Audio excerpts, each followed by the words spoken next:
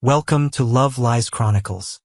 Support the channel by liking, commenting, and subscribing. I promise even more interesting stories.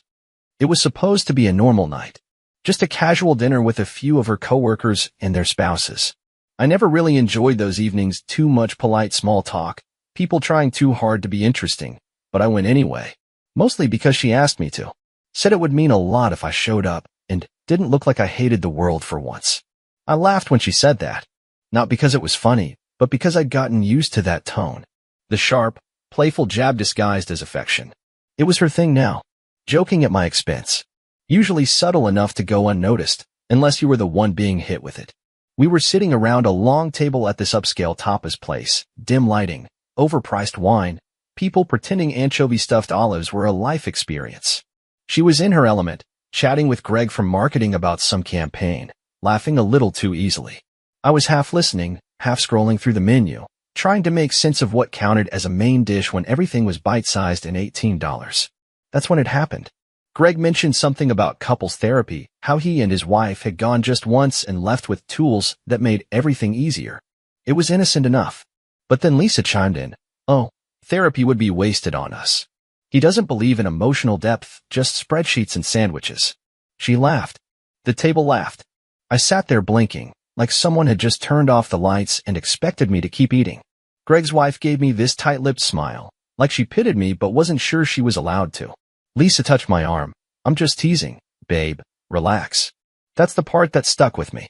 The casual flick of her fingers across my sleeve, like she was wiping the crumbs off a countertop. Like I was something she owned. Something she could mock and then smooth over with a chuckle. I smiled, nodded, took a slow sip of my drink. Not because it was funny. Because I didn't trust myself to speak. The rest of the night passed in a blur. I remember the food coming. Plates half filled with artistic nonsense. A square of steak that looked like it had survived a fire. More wine. More laughter.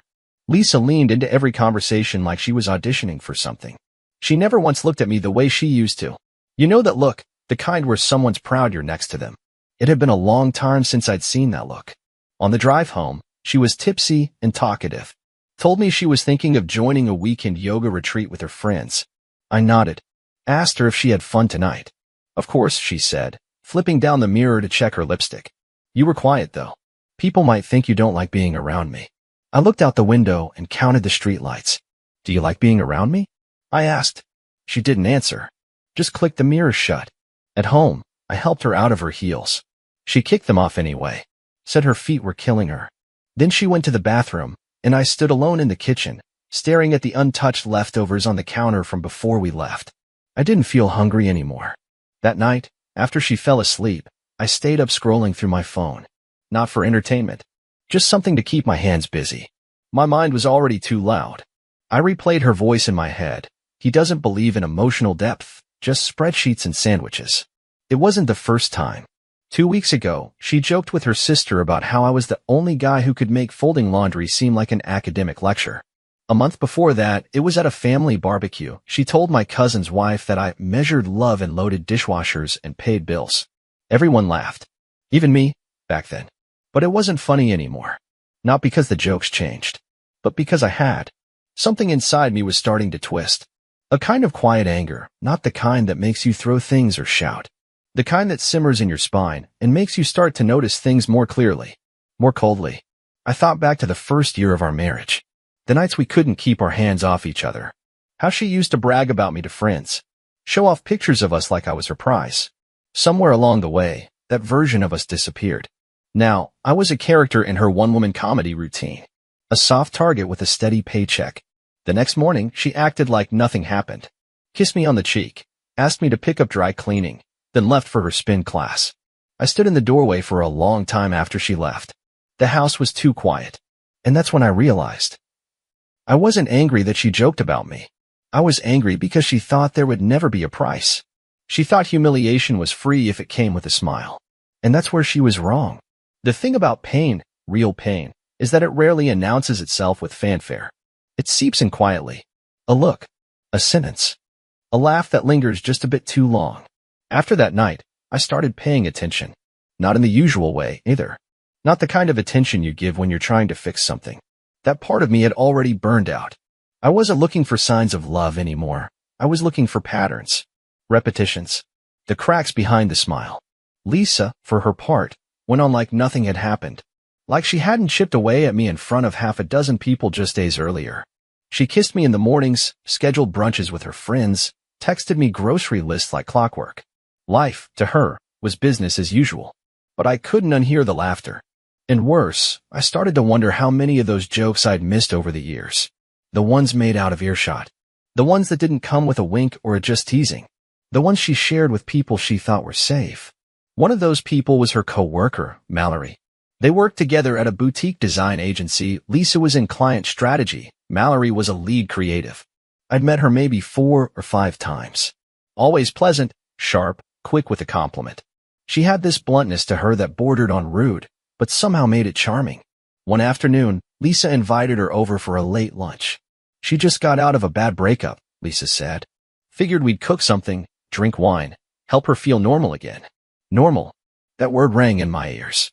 I offered to pick up a few things from the store before they arrived, and when I came back, Mallory was already there, sitting at our kitchen island with a glass of white wine, scrolling through her phone like she owned the place. "Ah, the mysterious husband," she smirked when I walked in. "You're taller than I imagined." I gave her a polite nod. "Do I usually get imagined?" She shrugged. "Lisa paints vivid pictures." I glanced at my wife, who just laughed and swirled her glass. That moment stuck with me. It wasn't what she said, it was how easily it came out. Like Lisa had made me a recurring character in some private comedy show, and Mallory had front row seats. But I watched her. I watched the way Mallory's eyes flicked between Lisa and me. The way she picked at her food absent-mindedly while Lisa told some story about my overly analytical brain and how I used Excel to plan our last vacation. "Nothing wrong with a man who's thorough," Mallory said, glancing at me. Lisa rolled her eyes. "Oh, please," he had color-coded tabs. One for logistics, one for restaurants, and one called unexpected contingencies. I mean, who plans for surprise emergencies? "I do," I said, quietly. "That's the point of an emergency." Mallory snorted, but it wasn't a cruel laugh. More like amused respect. She looked at Lisa. "Honestly, that sounds better than dating a guy who doesn't show up at all. Give me tabs over Tinder disasters any day." That shut Lisa up for a second. It wasn't much. Barely a wrinkle in her practiced smile. But I saw it. The tiniest shift in her expression. Mallory had just disrupted the rhythm of the ridicule. After that, I started to see more. I noticed how Lisa's compliments always had a shadow behind them. "You're so reliable," she'd say, then follow it with almost too much. Like you'd spreadsheet your emotions if you could. When we were with her friends, she'd play this game, teeing up jokes at my expense like softballs just to hear them laugh. But she never did it outright. That was the genius of it. Her ridicule came gift-wrapped in charm. And I let it happen for a long time. I'll own that. I was complicit in my own erosion, smiling through the jokes, laughing at myself when I should have stood still and watched her fall silent. But the more I saw it, the more I recognized the pattern, the less it hurt. Not because it stopped mattering, because I started making decisions. Quietly, calmly. I moved money. I stopped adding her to new investments. I opened a new email account. I rechecked the prenup I hadn't looked at in 7 years. I read it slowly, twice. I didn't stop being polite. I didn't change my schedule. I didn't confront her. I just started setting the chessboard. I didn't need rage. I needed clarity. And clarity was what I finally had. One night, Lisa went to bed early after drinking half a bottle of Pinot. I stayed up late under the pretense of finishing work. Around midnight, Mallory texted me out of the blue. She doesn't realize who she's turning into. Just that. No hello. No preamble. Just a message that sat there glowing on my screen like a match in a dark room. I stared at it for a long time. I didn't know what her angle was, or if she even had one. But I knew in that moment that Lisa had allies who weren't really hers. And that kind of thing? That can change everything. I didn't reply to Mallory's text that night. Not because I didn't want to. Because I wasn't ready. Because something about the way she phrased it, she doesn't realize who she's turning into, sounded less like gossip and more like a warning. A gentle nudge that maybe I wasn't the only one watching the performance from a different seat in the theater. I let a few days pass. Watched Lisa move through the world like she had it all handled. Morning runs, post-run selfies. Inside jokes with her coworkers. Another couple's dinner where she laughed too loudly at her own story about how I once installed our dishwasher by the manual like a robot, while her friend's husband nodded like he was watching a hostage video. I smiled. I always smiled. But that week, I also did 3 other things. First, I met with a lawyer. Not for divorce. Not yet. Just a consultation. Quiet. Discreet. I framed it like estate planning. Technically, it was. But I asked the right questions. About asset separation. About how intent can be documented quietly before anything gets ugly. About how to navigate a situation where respect has gone missing, but proof doesn't live in photographs or hotel receipts, just in atmosphere. Second, I created a backup email. Then a second bank account. Then a third. Not because I wanted to hide anything. I just didn't want to be predictable anymore. Predictability was what got me here in the first place. Always being available. Always being dependable. I'd spent years making Lisa's life easier. She'd mistaken that ease for weakness. And third, I started asking questions. Not to Lisa. To Mallory. It started with a casual reply. What did you mean the other night? She wrote back a few hours later. Let's just say I've heard one too many versions of your marriage through her filter. I paused. Her filter. The way she rewrites things to make herself look better. She doesn't lie. She edits. And she edits you down to a joke. The words felt like cold water. Not shocking anymore, just clarifying. We kept it light after that. Nothing inappropriate. No flirting. Just little exchanges here and there. Shared articles. A sarcastic meme. Comments about work. But I could tell Mallory had seen the real dynamic. She knew the way Lisa performed. How she curated her image, especially in public. She wasn't taking sides. Not yet. But she was watching. One night, Lisa came home buzzed after a gallery opening. She kicked her heels off like grenades, poured herself another glass of wine, because apparently 4 wasn't enough, and dropped onto the couch beside me like we were still in high school and affection didn't require effort. You're so quiet lately, she said, dragging a finger along my arm. Did you run out of spreadsheets to color code? I laughed. Maybe I just like to observe. She squinted at me. You're not mad, are you? About the jokes? I mean, come on. You know I'm just teasing, right? I nodded slowly.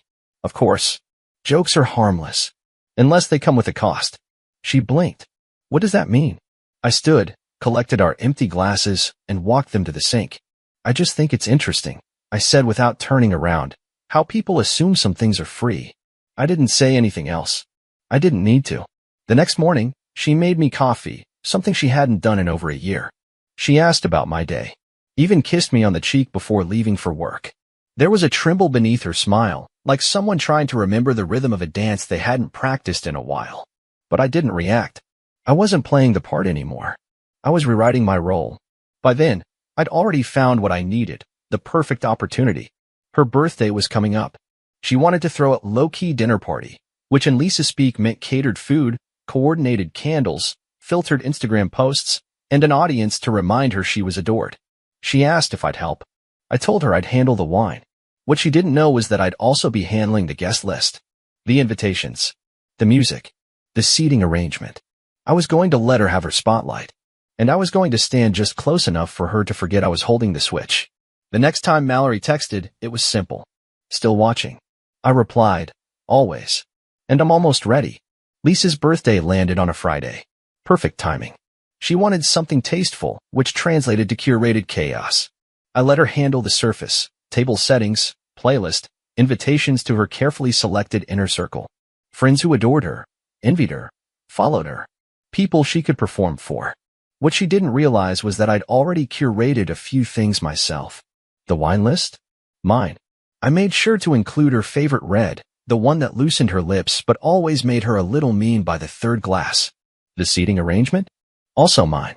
She wanted a circular table, but I quietly swapped it for a long rectangular one. Distance creates tension. Visibility sharpens it. And I invited one extra guest. Mallory. When I casually mentioned it, Lisa didn't object. She actually smiled. Oh sure, invite her. She could use a night out. Poor thing's been so down since that breakup. I nodded. She didn't notice the way I held the nod a second too long. That night, Lisa wore emerald green. Something tight, tailored, the kind of dress that tells a room she already knows she's the best-looking person in it. She curled her hair, wore heels that made her walk like a metronome. Kissed me absently as she passed, more out of habit than affection. You ready for tonight? She asked. I smiled. Almost. The guests arrived around 7. Laughter echoed through the house like wind chimes in a storm. I poured drinks, played host, kept my hands light and my tone lighter. Lisa was in full charm mode, flitting from person to person, planting compliments, accepting them in return, tossing little jokes like confetti. And then she did it. Like clockwork.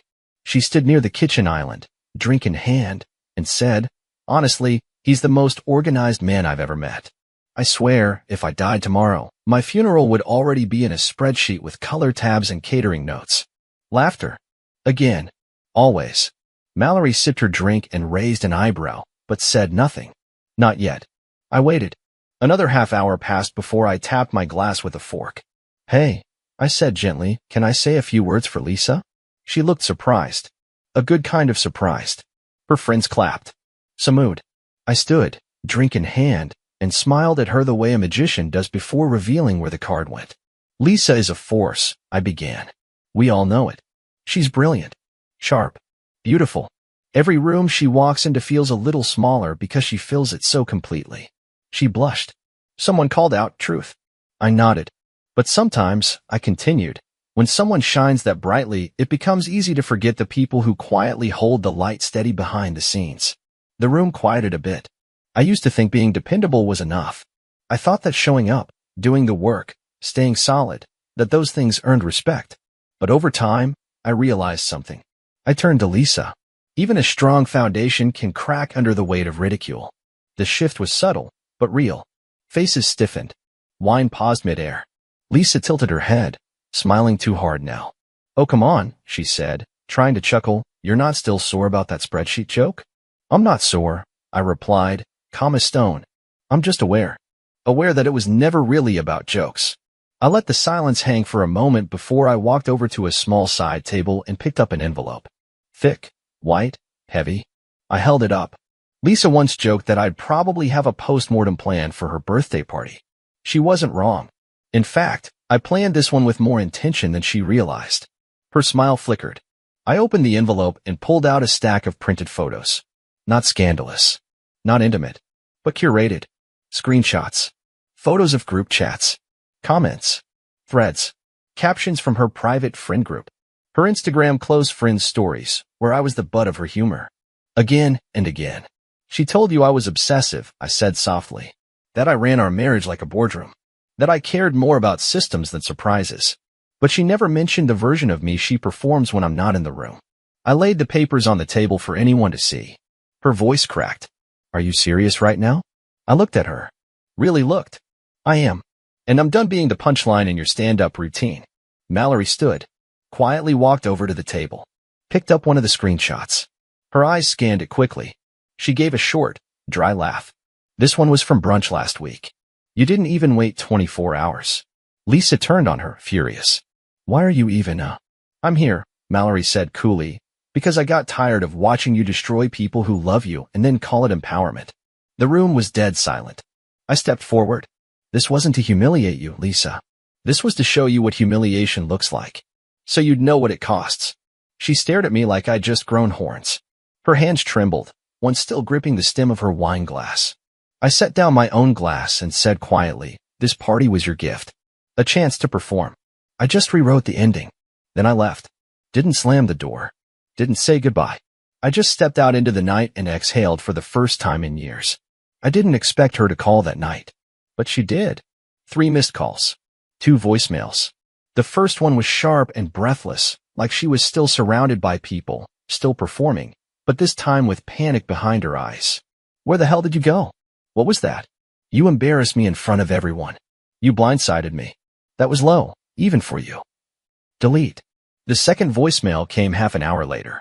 Her voice lower. Slower. "You made your point, okay?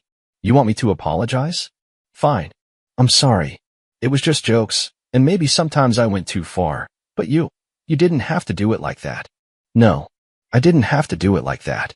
But she never thought I could. That's the difference. The next morning, I woke up to a long message. Pages of it, really.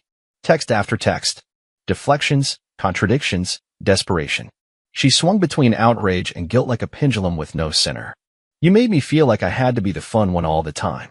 You were always so serious. I didn't know how else to connect with people. I didn't think it bothered you because you never said anything. Mallory has always been jealous of me. You should know that. Please come home. I didn't answer. I was already home, just not hers anymore. She showed up at my office a few days later. I knew she would. She wore soft makeup, nothing dramatic. Her voice was small when the receptionist buzzed my desk. She says she just wants 5 minutes. I took 10. Not to prepare. To finish my coffee. Look out the window. Feel the peace of knowing I had nothing left to explain.